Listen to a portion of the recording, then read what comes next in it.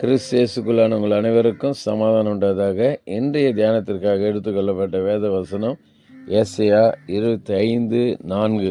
கொடூரமானவர்களின் சீறல் மதிலை மோதி அடிக்கிற பெருவெள்ளத்தைப் போல் இருக்கையில், நீர் ஏழைக்கு பலனும் நெருக்கப்படுகிற எளியவனுக்கு திடனும் பெருவெள்ளத்துக்கு தப்பும் அடைக்கலமும் வெயிலுக்கு ஒதுங்கும் நிழலுமானீர்.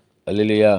இங்கே வாசிக்கப்பட்ட இந்த வசனத்தில் கர்த்தர் தமது மக்களுக்கு எவ்விதத்திலெல்லாம் பாதுகாப்பு அளிக்கிறார் என்பதற்கு 4 குறிப்புகளை பார்க்கிறோம். ஒன்று, ஏழைக்கு பலனாக இருக்கிறார்.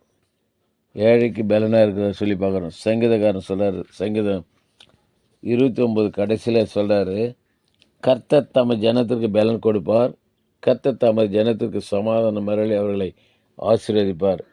பலன் கொடுக்கிற தேவனாக இருக்கிறார். ரெண்டாவது, நெருக்கப்படுகிற எளியவனுக்கு அவர் திடனாக இருக்கிறார், தைரியம்